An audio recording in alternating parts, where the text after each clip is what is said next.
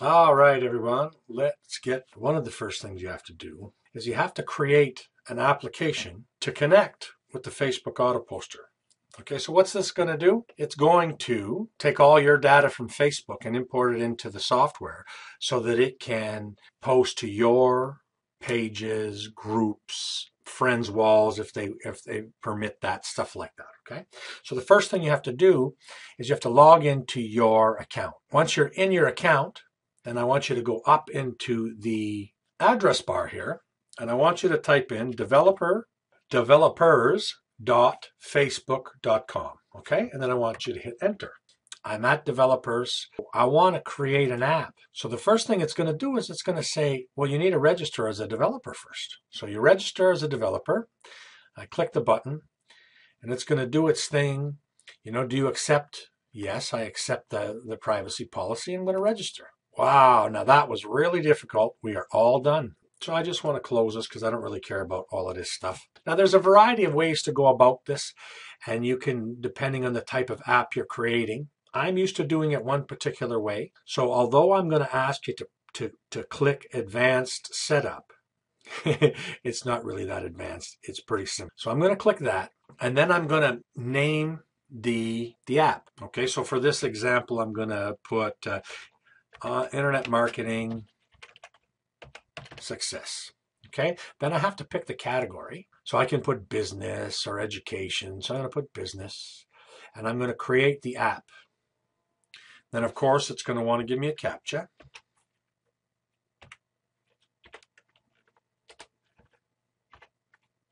And then we're going to submit.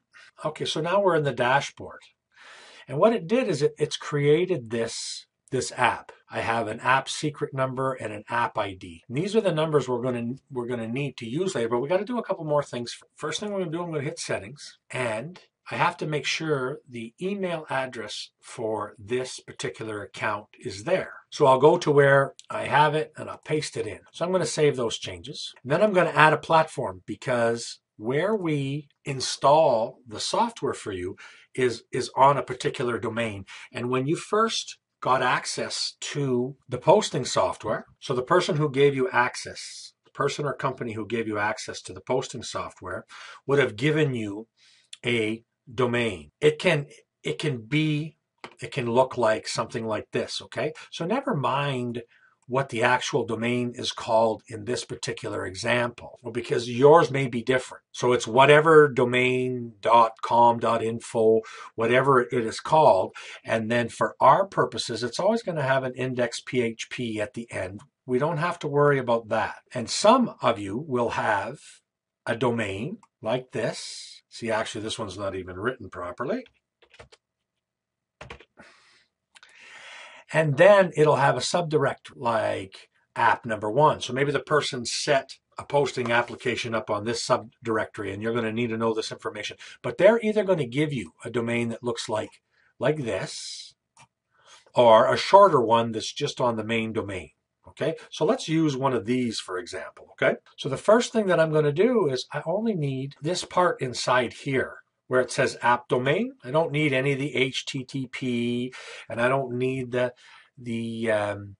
index.php. I just need that, and then I press enter. But for the website URL, I would go back to my email or wherever this information is, and then I would put this part.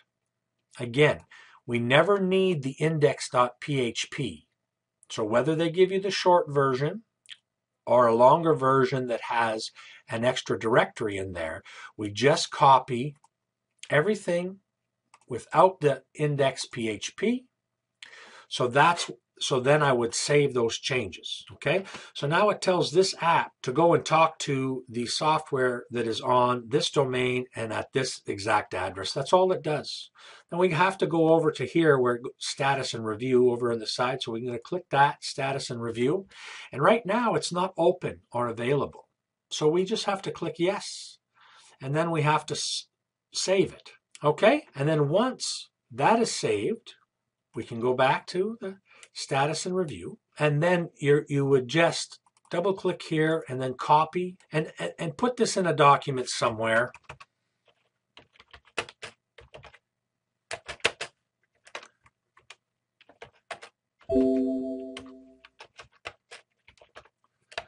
because we're going to need it when we hook up our software.